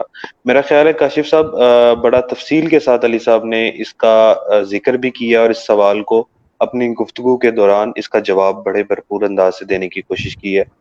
سر نیکسٹ کمنٹ کو شامل کرنا چاہوں گا. اتنے بڑے بڑے ادارے اتنی مدت سے کما رہے ہیں، اگر اب سخت وقت آیا ہے تو 20% رعایت بھی گوارا نہیں، جبکہ یہی ادارے قومی خدمت انجام دے رہے ہیں. کیا ذمہ داری تعلیمی ادارے پر فرض نہیں کہ وہ والدین کو ریلیف دے؟ بڑا اچھا سوال ہے. جی سر. دیکھیں، ریلیف کی جہاں تک بات ہے وہ ایک الگ ہے، اور جو ڈسکاؤنٹ اور کنسیشنز اور وظائف کی بات ہے وہ ایک الگ ہے. تعلیمی ادارے آپ کوئی بھی اٹھا کے دیکھ لیں، وہ یونیورسٹی ہو، وہ کالج ہو، وہ اسکول ہو، اس نے کسی نہ کسی کیٹیگری میں بہت ساری رعایتیں رکھی ہوتی ہیں. وہ میرٹ بیسڈ بھی ہو سکتی ہیں، وہ نیڈ بیسڈ بھی ہو سکتی ہیں. بس ہمارے اپنے ادارے میں جو یتیم بچے ہیں اور جو حفاظ کرام ہیں ان کو بہت زیادہ رعایت دی جاتی ہے، اور یہ ہر اسکول کرتا ہے. اچھا، یہ تو ہے انڈیویجول کوشش. جہاں تک کوئی فارمولہ بنانے کا تعلق ہے تو وہ گورنمنٹ نے فارمولاز ہی بنائے ہیں، اس میں ہم جب امپلیمنٹیشن ہوتی ہے عمل کرتے رہتے ہیں. اس میں بھی کیٹیگری رکھی ہوئی ہوتی ہے، جیسا میڈیا پہ ہے کہ وہ مفاد عامہ کے لیے کوئی وقت مخصوص کرتے ہیں چینلز، تو اسی طرح ہمارے یہاں بھی اس کی امپلیمنٹیشن ہوتی رہتی ہے. اس موجودہ بحران میں جہاں تک بات ہے، ہم سمجھتے ہیں کہ بہت زیادہ متاثر ہوئے ہیں والدین، ہم خود بھی والدین ہیں، ہم اوورآل متاثر ہوئے ہیں. لیکن میں نے بار بار عرض کیا کہ کیٹیگرائز کریں. اگر آپ ایک ٹرسٹ اسکول کو اور ایک محلے میں جو 500 فیس لے کر چلا رہا ہے، اور اس اسکول کو جو 1 لاکھ روپے مہینے کی فیس لیتا ہے، اگر ایک ہی پیمانے پہ اور ایک ہی اصول و ضوابط کے تحت اور ایک ہی فیصلہ سازی کے پیمانوں کے ساتھ لے کے چلیں گے تو بہرحال یہ زیادتی ممکن ہی نہیں ہے نا، یہ پاسبل ہی نہیں ہے. تو اس کی کیٹیگرائزیشن ہونی چاہیے. اچھا، اس کے بعد ظاہر ہے جو کچھ اسکول دے رہے ہیں وہ پیرنٹس سے بڑا ایویلویشن کوئی نہیں کر سکتا. پیرنٹس بہترین ہماری جو ہے نا وہ ایویلویشن کرتے ہیں، اور ظاہر اسی کی بنیاد پہ داخل کرواتے ہیں. پیرنٹس جو ہے اگر کہیں پہ بچہ وہ نہیں اس سے مطمئن تو وہاں سے اٹھا لیتے ہیں. کوئی قانون نہیں ہے ایسا کہ جس پہ ہم پیرنٹس کو کہیں گے نہیں بھی آپ کہاں لے جا رہے ہیں. اگر 2 ماہ کی فیس پچھلی نہیں دی کسی نے اور ایک دم بچہ غائب ہو کے دوسرے اسکول چلا گیا، تو کیا کوئی قانون ہے ایسا کہ ہم اس کو کسی طرح سے مطالبہ کر سکتے ہیں، کسی عدالت میں گھسیٹ سکتے ہیں؟ ایسا کچھ نہیں ہے. ابھی بھی ہمیں کہا جاتا ہے حکومت کی طرف سے کہ بھائی 4-5 مہینے کی لوگ فیس نہیں دیں گے، 6 مہینے کی فیس نہیں دیں گے تو دوبارہ بھی تو کسی اسکول میں داخلے کروائیں گے نا. 10-15 بچے کہیں اور جائیں گے، 10-15 بچے آپ کے یہاں آ جائیں گے. تو عجیب و غریب مسائل خیز قسم کی بات ہے. ظاہر ہے جو 4-5-6 ماہ درمیان میں ہوں گے وہ کون اخراجات پے کرے گا؟ اور یہ جو مسکنسپشن ہے، پرسپشن ہے نیگیٹو تعلیمی اداروں کے متعلق، یہ فقط وہ 3-4% تعلیمی ادارے ہیں کہ جب ہم ان کی فیسیں سنتے ہیں، ہم بھی جب ان کی فیسیں سنتے ہیں تو ہم حیران ہوتے ہیں کہ بھئی اتنی زیادہ فیس لی جاتی ہے. اب جب اتنی زیادہ فیس والے اور اتنے زیادہ نام، جب ہم پرائیویٹ اسکول کی بات کرتے ہیں ظاہر ان کے نام پہلے لیے جاتے ہیں. ان کو ایلیٹ اسکول کہتے ہیں جو 3-4 نام ہیں نمایاں. اب ان کے مالکان کو جب ہم دیکھتے ہیں، اب ان کے مالکان کے پاس جو چیزیں موجود ہیں ان کو دیکھتے ہیں، ظاہر ہماری پرسپشن بدقسمتی سے اس میں کیٹیگرائزیشن نہیں ہوتی. اس پرسپشن میں اس میں کیا ہوتا ہے کہ اس میں وہ سب کے لیے بن جاتی. اب ظاہر ہے کہ جو اسکول ہمارے ارد گرد دائیں بائیں بے شمار ایسے تعلیمی ادارے ہیں، میں نام گنوا سکتا ہوں کسی بھی شہر میں، کہ وہ بند بھی ہوئے ہیں، اس بحران سے پہلے بند ہوئے ہیں. ظاہر ہے وہ نہیں اپنا نظام دے سکے اچھا تو بند ہوتے ہیں. جو اپنا نظام دیتا ہے وہاں پہ تو ٹیسٹ دے کے بھی داخلہ نہیں ملتا ہے. کیوں؟ لائنیں کیوں لگی ہوتی ہیں وہاں پہ؟ ظاہر وہ کوالٹی دیتا ہے. تو اس لیے کیٹیگرائز کریں، خدا رہا پیرنٹس بھی کیٹیگرائز کریں. ظاہر ہے وہ ایک جب رو چلتی ہے تو وہ سب کو بہا لے جاتی ہے. تو میں حکومت سے بھی مطالبہ کرتا ہوں، میں پالیسی سازوں سے بھی مطالبہ کرتا ہوں، میں اپنے سارے معاشرے سے مطالبہ کرتا ہوں کہ جب بھی آپ اسکولوں کے متعلق سوچیں تو کیٹیگرائز کریں, بالکل اس طرح جیسا میں نے مثال دی ہے بیکری کی, کہ یہاں پہ اس وقت مارکیٹ میں 60-70 روپے کی بیکری بریڈ سے لے کر 150 تک کی بریڈ موجود ہے. تو آپ ظاہر ہے آپ کا جہاں بجٹ اور جہاں آپ کی کوالٹی جو پسندیدگی آتی ہے آپ کی, وہاں سے آپ وہ چیز لیتے ہیں. تو ہم الحمدللہ ایک کنٹریبیوٹ کر رہے ہیں. ہم جب اسکول کھلتا ہے کوئی ہمارے کسی بھی ساتھی کا دوست کا, تو ہم اسے کہتے ہیں کہ تم اس کے انویسٹر ہو, تم اس کے ڈائریکٹر ہو, تم اس کے مالک ہو, لیکن آج کے دن تک اب یہ جب اسکول کھل گیا ہے پبلکلی تو یہ معاشرے کا اسکول ہے, یہ اس محلے کا, اس شہر کا, اس تحصیل کا اسکول ہے. اب تم نے بھی اس کی خدمت کرنا ہے. تو اس میں زیادہ تر لوگ الحمدللہ اس سیکٹر میں وہی ہیں جو پہلے اساتذہ تھے, انہوں نے پھر اپنا اسکول بنا لیا. اس میں زیادہ تر تعداد جو ہے پورے پاکستان میں دیکھیں تو وہی ہے. ہاں جب سے برانڈ آئے تو کچھ آسانیوں کی خاطر کچھ یعنی ظاہر ہے ایک طرح کا نظام ہو جائے گا, کچھ سہولتیں سینٹر سے آ جائیں گی تو برانڈز آ گئے کچھ, وہاں پہ بھی اساتذہ ہیں زیادہ تر. تو زیادہ تر لوگ وہ جو اساتذہ ہیں, ہاں جب کوئی چیز زیادہ نظر آتی ہے تو اس میں کچھ کمرشل لوگ بھی آ جاتے ہیں, ان کا ہم خود بھی اپنی کمیونٹی میں سخت محاسبہ کرتے ہیں اور جہاں جہاں موقع ملے ان کو سخت ڈسکریج کرتے ہیں. لیکن سب کو ایک کیٹیگری میں نہ رکھیں, ان کو الگ الگ رکھیں اور پورا ایویلویٹ کر کے رکھیں. انشاءاللہ آپ کو مثبت ہی آئے گی یہاں سے ہوا, اور انشاءاللہ مثبت پیغام ہی ملے. جی بہت بہتر سر, کافی تفصیل کے ساتھ آپ نے اس سوال کو ٹیکل کیا ہے. تبسم ثاقب بہت ہی ہمارے اچھے دوست ہیں اور ہمارے ریگولر ویور ہیں. انہی کی طرف سے سر ایک اور سوال ہے. علی بھائی اس سوال کا جواب ضرور دیں. جب میٹرک اور ایف ایس سی میں تمام نجی ادارے گورنمنٹ کے نصاب کے مطابق امتحان دیتے ہیں, تو باقی جماعتوں کا سلیبس گورنمنٹ کا ہی کیوں نہیں پڑھایا جا سکتا؟ کیا یہ کوئی نفسیاتی مسئلہ ہے یا کاروبار کی کمی کا باعث بنتا ہے؟ اس سوال کا جواب بھی میں تھوڑا سا دے چکا ہوں پہلے. اب تو میں بلکہ آپ کو پریکٹیکل مثال دیتا ہوں, ایکسپیرینشل لرننگ بھی میری ہوئی ہے اس پہ. ہم ترکی میں گئے, یہ سیکھنے کے عمل سے ہی ہم اپنے ڈائریکٹرز کو لے کے جاتے ہیں بیرون ملک بھی. تو وہاں پہ ہم امام حاطب اسکول گئے جو طیب اردگان جہاں سے پڑھے ہوئے ہیں. تو ہم نے پتہ چلا کہ ہمیں اسلامک اسکول ہے یہ نا. تو ہمیں اندازہ ہوا کہ اچھا انفراسٹرکچر ہے اور نیشنل کریکولم کے تحت چیزیں چل رہی ہیں. تو ایک دم ہمیں ایک طرف سے بڑی زیادہ میوزک کی آوازیں آنی شروع ہو گئی. ہم بڑے حیران ہوئے کہ اسلامک اسکول ہے اور میوزک کی آوازیں آ رہی ہیں, اور ہمیں وہ ہال میں لے جایا گیا تو میوزک کا کلاس روم تھا, تھیٹر ٹائپ. پورا وہ جو برانڈ ہے, وہ جو بینڈ ہوتا ہے میوزک بینڈ, اس کا جتنا سامان ہوتا ہے ڈرم بلا بلا, وہ سب کچھ اسٹیج پہ لگا ہوا تھا. اچھا, ہمارے چہروں پہ جو سوالیہ نشان ہے وہ دیکھ کے ہمارے میزبان نے پھر وضاحت کی. اس نے کہا کہ نیشنل کریکولم چونکہ سیم ہے اور نیشنل کریکولم میں میوزک بھی ایک لازمی سبجیکٹ ہے, اس لیے ہمیں پڑھانا پڑتا ہے. ٹھیک ہے, تو سوال کا ایک جواب تو یہ ہے کہ چونکہ ریاست کی طرف سے کوئی ایسی کمپلشن نہیں ہے کہ ہم نصاب جو ہے نا وہ اس میں اپنے مطابق چیزیں کر سکتے ہیں. نیشنل کریکولم سیم ہے, واضح رہے پاکستان میں. نصاب میں تبدیلی ہو سکتی ہے, اس میں ظاہر ہے اسی لیے ہمیں مختلف بلکہ ایلیٹ اسکولوں کی طرف سے کوئی شکایت آ جاتی ہے کہ وہ اس کے نصاب میں یہ ہے, اس کے نصاب میں وہ ہے. میں ذاتی طور پہ بھی اور اپنے تعلیمی ادارے کی طرف سے بھی یہ کہنا چاہوں گا کہ ہم سمجھتے ہیں, جیسے میں نے پہلے عرض کیا, کہ یکساں نصاب ہونا چاہیے. چونکہ اس کے باوجود یہ بالکل مسکنسیپشن ہے کہ پرائیویٹ تعلیمی اداروں کو فرق پڑے گا. ہرگز نہیں, بلکہ ہمارا کام, ہمارے ریسورسز کم استعمال ہوں گے. ہمیں اپنی R&D رکھنے کی اس طرح ضرورت نہیں پڑے گی. ہمیں بہت ساری ڈیٹیل میں چیزیں اس میں تیاری کرنے کی ضرورت نہیں پڑے گی, بلکہ نصاب ایک طرح کا ہوگا. ہمیں صرف اس کی میتھڈالوجی میں محنت کرنا ہے. مثلاً ایواپورائزیشن ہے, عمل تبخیر ہے. اب یہ اس طریقے سے بھی سمجھایا جا سکتا ہے بچے کو کہ بھئی یہ ہاتھ گیلا کرو اور ابھی سوکھ جائے گا, بخارات بن کے اڑ گیا نا. یہ اب ایک ٹول ہے اس کو سمجھانے کا. اب ایک باقاعدہ ایکسپیریمنٹ کر کے بھی دکھایا جا سکتا ہے.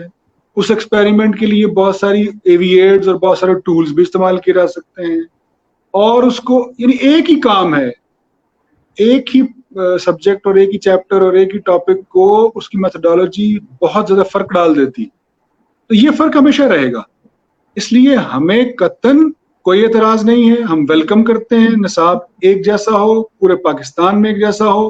ہاں وہ فیکٹر جو میں نے امام حاتب اسکول والا آپ کے سامنے بیان کیا کہ وہ پھر اس میں اس طرح کی چیزیں نہ ہوں, یا اگر اس طرح کی چیزیں ہوں اور اگر اجازت ہو کہ بھئی ہم اس کو ختم کر کے کچھ کر سکیں, تو پھر ظاہر ہے کہ ہمیں یہ اجازت, ہم اس سے بھرپور فائدہ اٹھائیں گے, ہم اس میں میوزک نہیں رکھیں گے.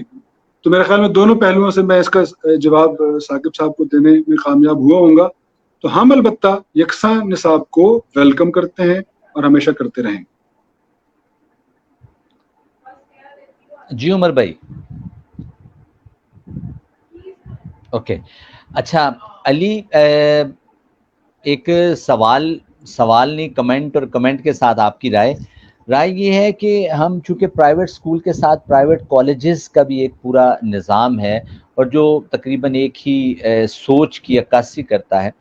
اچھا, اب ہمارے یہاں پر ایسی چینز موجود ہیں جس کا اشارہ کاشف نے کیا, ہمارے یہاں پر ایسی چین موجود ہیں کہ جن کے پورے پاکستان میں بڑا نام ہے, اور انہوں نے اپنے صرف 3 اوپر والے لوگوں کو رکھا ہے, باقی تمام کی تمام فیکلٹی کو, تمام سٹاف کو فارغ کر دیا ہے. ایسے لوگوں کے بارے میں آپ کیا کہنا چاہیں گے؟ کیونکہ آپ کا کمنٹ ضروری ہے. بہت ساری ٹیچر کمیونٹی اور بہت سارا سٹاف کمیونٹی وہ اس وقت پریشانی کے عالم میں ہے. بڑا اچھا سوال ہے جی. دیکھیں, اس میں جو ہمارا ایکسپیرینس ہوا ہے, میں نے جیسے عرض کیا تھا کہ زیادہ تر ٹیچرز ہماری بہنیں اور بیٹیاں ہیں, اور آپ یقین کریں کہ اس موقع پہ, اس بحران کے موقع پہ, ویسے تو بیٹیاں زیادہ یعنی احترام باپ کا کرتی ہیں, وہ تو ہمیں ظاہر اپنی بیٹیوں سے بھی پتہ ہے اور ان بیٹیوں سے بھی اندازہ ہے, لیکن میں سلام پیش کرتا ہوں ان سب بیٹیوں اور بہنوں کو کہ ہم سے بڑھ کر انہوں نے قربانی دینے کی بات کی ہے. یعنی جب ہم نے سب کچھ ان کے سامنے رکھ دیا ہے, 2-3 مہینے ظاہر ہم نے جو کوشش کی ہے وہ تو ہے ہی ہے, لیکن اب ہم نے سب کچھ ان کے سامنے کھول کے رکھ دیا کہ بھئی یہ موجود ہے. جیسے میں نے کمیٹی بنانے کا تذکرہ کیا, آپ یقین کریں کہ وہ بچیاں بھی جو ہمیں پتہ ہے کہ ان کے تنخواہ سے پورے گھر کا گزارا ہوتا ہے, انہوں نے کہا کہ سر آپ کرایہ دے دیں, ہم گزارا کر لیں گی. میں تو یہ اساتذہ جو ہیں انہوں نے, بلکہ بعض جگہوں پہ جہاں پہ مالک اسکول کے مالکان نے سوچا ہے کہ یار ایک طرف کرائسس آ گیا, ایک طرف حکومت ہمیں بڑا عجیب و غریب کردار کشی کر رہی ہے باقاعدہ, تو ہم اس سیکٹر کو چھوڑ جائیں. وہاں پہ ان ٹیچرز نے ہمیں حوصلہ دیا, ان اساتذہ نے, ان بیٹیوں بہنوں نے حوصلہ دیا ہے کہ بھئی آپ نہ جائیں اس سیکٹر سے, ہم بھی قربانی دیتی ہیں, آپ لوگ بھی قربانی دیں, ہم مل کے اس بحران کا سامنا کرتے ہیں. تو میں تو سلام پیش کرتا ہوں اپنے اساتذہ کا, اپنے, اور سچی بات ہے یہاں پہ میں ایک اور خراج تحسین پیش کرنا چاہوں گا. بہت سارے والدین ایسے ہیں کہ جنہوں نے, یقیناً ایسے والدین ہیں جنہوں نے اس موقع کو فائدہ اٹھاتے ہوئے روک دیا, نہیں دی ہمیں فیس, لیکن بہت سارے ایسے والدین بھی ہیں جو اس موقع میں ہمارے ساتھ کھڑے ہیں. ہم نے ان کو 20% کے بجائے ظاہر کچھ کو تو بہت زیادہ رعایت بھی دی ہے, جس طرح سے جس کو پرابلم ہے. تو میں ایسے پیرنٹس کا بھی تذکرہ کرنا چاہوں گا جنہوں نے ہمیں کہا کہ 20% رعایت کی ضرورت نہیں ہے, ہمیں پتہ ہے آپ کرائسس میں, آپ پوری فیس لیں ہم سے. تو ہر طرح کا کردار موجود ہے, ہر طرح کا کردار موجود ہے. اور آپ یقین کریں, خیر کی توقع رکھیں ان اسکول کے مالکان سے, ان اسکولوں سے, ان کے اساتذہ سے. میں نے جس طرح کہا کہ افرادی قوت سب سے زیادہ ہے, تو بڑے آرام سے, ہمیں پتہ ہے گورنمنٹ بڑے آرام سے, ہمیں پتہ ہے بڑی اچھی طرح ادراک ہے کہ گورنمنٹ مظاہروں کی زبان سمجھتی ہے. تو کیا آپ مجھے سوال کا جواب دیں, سب سے زیادہ بڑا مظاہرہ ہم نہیں کر سکتے؟ ہمارے پاس تو ہم, یعنی اساتذہ کو پتہ ہے تعداد میں بھی سب سے زیادہ کمیونٹی یہ ہے, سب سے زیادہ, یعنی وہ اس وقت کرائسس کو بھی سمجھ رہے ہیں, وہ بڑے آرام سے سینکڑوں, ہزاروں, لاکھوں کی تعداد میں آ سکتے ہیں. لیکن ہم سمجھتے ہیں کہ یہ پڑھے لکھے لوگوں کی وتیرہ نہیں ہونا چاہیے. ہم رائے عامہ ہموار کرنا چاہتے ہیں. ہم نے مختلف اسمبلی لیجسلیٹو ممبر سے بات کی ہے. میں شکریہ ادا کرنا چاہوں گا مرزا حاجی عطاء الرحمان صاحب ہیں, جہانیہ سے MP ہیں, انہوں نے قرارداد تحریک بھی پیش کی ہے پرسوں اسمبلی کے اجلاس میں. اور بھی اس طرح سندھ اسمبلی میں ہماری ایک MPA ہیں جنہوں نے بات کی ہے, اور بھی اس طرح بہت سارے MPAs ہیں, اسمبلی کے ممبرز ہیں, سینٹ میں سراج الحق ہیں انہوں نے بات کی ہے، مشتاق صاحب انہوں نے بات کی ہے. اب یہ لوگ وہ ہیں کہ جن کو ہم اچھے طریقے سے پیغام پہنچا بھی رہے ہیں، پہنچانا بھی چاہتے ہیں. ہم ان تمام نوٹیبلز کو، ان تمام اوپینین میکرز کو، اوپینین لیڈرز کو بتانا چاہتے ہیں اچھے طریقے سے. ورنہ یہ حکومت بدقسمتی سے جس زبان کو سمجھتی ہے اس زبان کو ہم زیادہ اچھے طریقے سے، زیادہ مؤثر طریقے سے لا سکتے ہیں، لیکن ہم ایسا نہیں چاہیں گے کبھی بھی آخری حد تک انشاءاللہ. اور ہم یہ سارے جو پیرنٹس ہیں اور سارے اساتذہ جو بالکل ہر چیز کو سمجھ کر کیٹیگرائز کر کر ہمارے ساتھ ہیں اور ہم ان کے ساتھ ہیں انشاءاللہ، ان کو خراج تحسین پیش کرتے ہیں. ہم بھی پیرنٹس کو بھی، ٹیچرز کو بھی اور تمام سٹاف کو خراج تحسین پیش کرتے ہیں. علی، آپ کا ایک دوسرا پہلو ہے جس کی طرف میں چاہوں گا کہ پروگرام کے اختتام سے پہلے ہم اس موضوع پر بھی بات کریں کہ آپ الخدمت فاؤنڈیشن کے ساتھ اٹیچ ہیں. تو میں یہ جاننا چاہوں گا کہ الخدمت فاؤنڈیشن کیا کرتی ہے، اور اس کرونا کی صورتحال میں چونکہ آپ ایک این جی او ہیں اور پورے معاشرے کو آپ کی ضرورت ہے، اور اس وقت آپ نے کیا کردار ادا کیا ہے، اور آپ کے فیوچر میں کیا آپ کے پلانز ہیں کہ کس طریقے سے آپ اس کووڈ کو ٹیکل کرنے کے لیے عوام کے ساتھ تعاون کریں گے؟ جی شکریہ.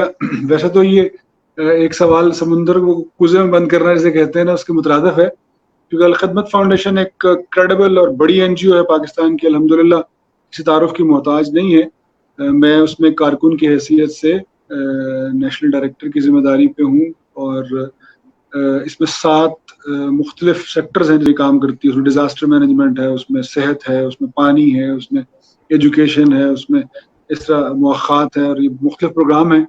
خصوصاً جو کہ کووڈ کی بات ہو رہی ہے تو خاص طور پہ اس بحران میں، اس آزمائش میں، اس امتحان میں جس سے اللہ تعالیٰ ہمیں نکالے، اس میں بہت بڑا کردار ادا کیا ہے.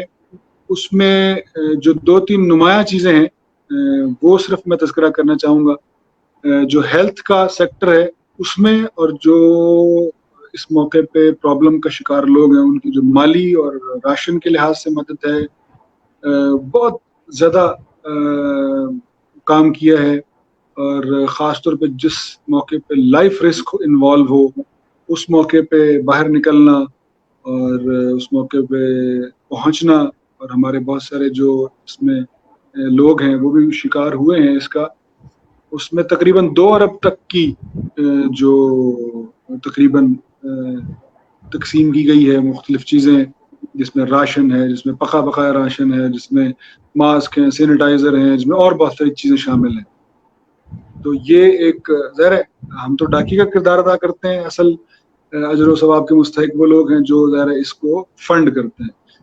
تو الحمدللہ بہت اچھے طریقے سے 1-2 جو آئیکونک مثالیں ہیں وہ دے کے بات ختم کروں گا. مثلا 9,000-10,000 روپے کا ٹیسٹ جو ہے وہ چل رہا تھا، اور وہ جو اس موقع پر الخدمت نے لاہور شہر میں ایک لیب میں یہ شروع کیا ٹیسٹ، تو اس کی جو اماؤنٹ تھی وہ 3,000 روپے تھی.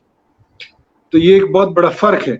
یعنی اس موقع پر تو ہم دیکھتے ہیں کہ جو جہاں جس کے پاس جو پروڈکٹ تھی جو ضروری چاہیے تھی وہ الٹا مہنگی ہو گئی.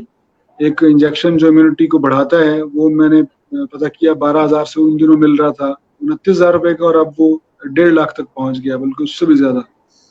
تو اس طرح کے سینیریو میں اور اس طرح کے ماحول میں اگر 10,000 کا ایک فلیٹ ریٹ چل رہا ہے اور اس میں اگر آپ 3,000 کی چیز پرووائڈ کرتے ہیں، اسی طرح اب انیشیٹو لیا ایک بہت بڑا انیشیٹو، میں سمجھتا ہوں الخدمت کا کمال انیشیٹو ہے کہ اس نے ایک جس طرح بلڈ بینک بنتا ہے اس طرح ایک بلڈ سوسائٹی بنتی ہے. اس نے جو لوگ ٹھیک ہو رہے ہیں کووڈ سے ان کا پلازما ڈونیٹ کروانے کے لیے آگے اس کا ایک بینک بنایا ہے.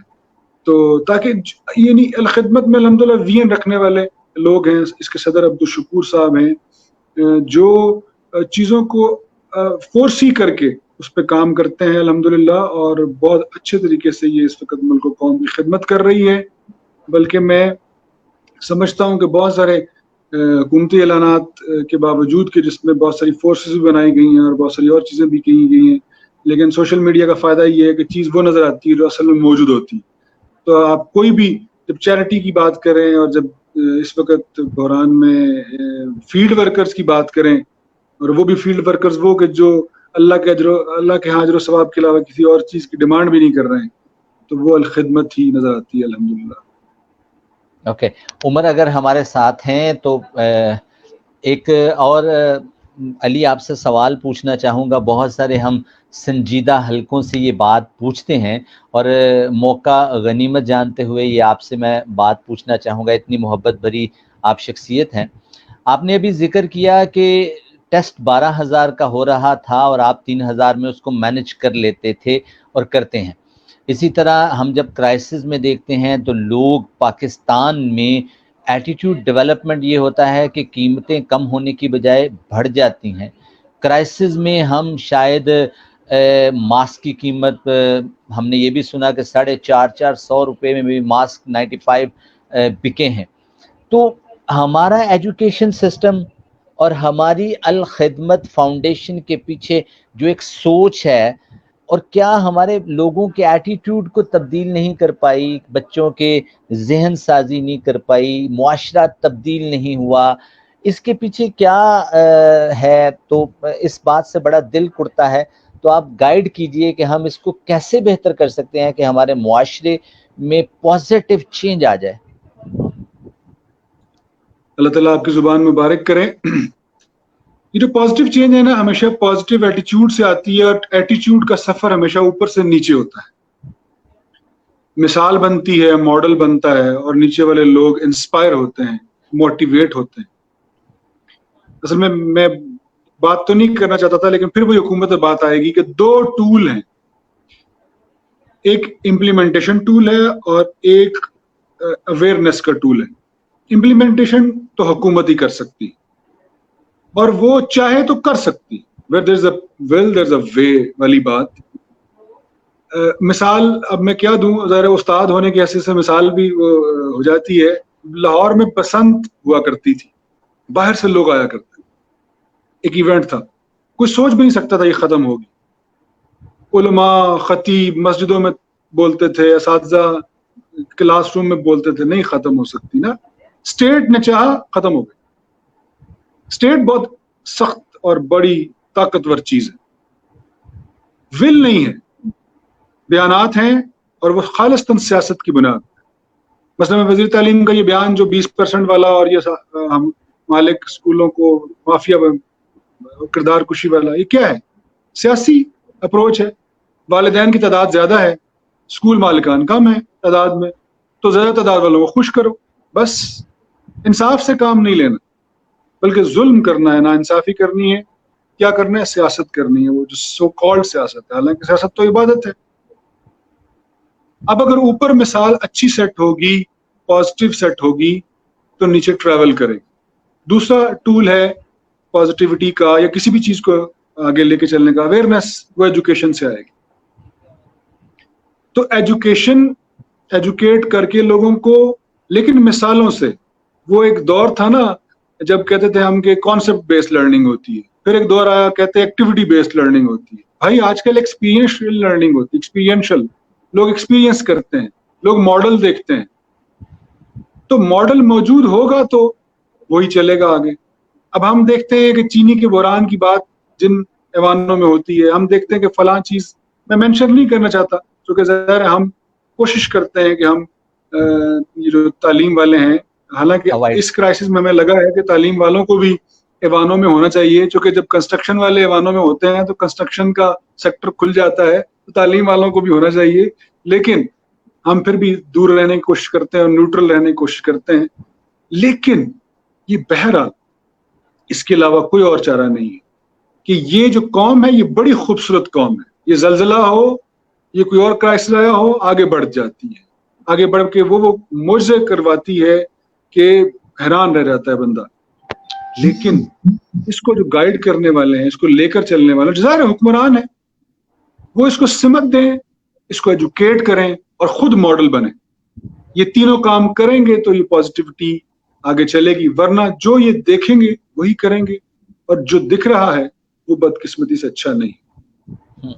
اوکے عمر اگر ہمارے ساتھ ہیں تو ٹھیک، ورنہ ہم علی آپ سے گزارش کرتے ہیں کہ closing remarks from your side, آج آپ ہمارے مہمان بنے، لائیو فیس بک بیٹھک میں کی جانا میں کون پروگرام میں محمد عرفان اشرف اور عمر خالد ہم ساتھ موجود تھے. کیا کہیں گے لاسٹ میں، پھر اس کے بعد ہم فارملی پروگرام کو کلوز کریں گے؟ بس بہت شکریہ ادا کروں گا عرفان صاحب آپ کا، عمر صاحب کا اور آپ کے چینل کا، کہ آپ نے موقع دیا کہ بات کو کیا جا سکے، اور ظاہر ہے بات کرنے سے ہی بات بنتی ہے. اور جو میں سمجھتا ہوں کہ جو کوئی منفی رائے بھی رکھتا ہے وہ اصل میں اس لیے رکھتا ہے کہ اس تک پوری بات پہنچتی نہیں ہے. تو آپ جیسے دوستوں کی وجہ سے، آپ جیسے چینلز کی وجہ سے اگر پوری بات کسی تک پہنچ جائے تو ظاہر ہے کہ وہ اس پہ ایویلویٹ کر کے ایک صحیح انصاف والی رائے بنا سکے گا. وہ بھلے صحت کے متعلق ہو، بھلے تعلیم کے متعلق ہو، بھلے گورنمنٹ سیکٹر کے متعلق ہو، وہ NGO سیکٹر کے متعلق ہو. اور آخر میں صرف یہ کہنا چاہوں گا کہ جو خیر ہے، جو مثبت رویہ ہے، وہی آخر میں جو ہے وہ کامران ہوتا ہے، اور وہ اس جہان میں ہو، وہ اگلے جہان میں ہو. اور جو شر والا رویہ ہوتا ہے، جو منفی رویہ ہوتا ہے، وہ ہمیشہ نقصان میں ہوتا ہے، وہ بھی بھلے اس جہان میں ہو، بھلے اگلے جہان میں. بہت شکریہ جی.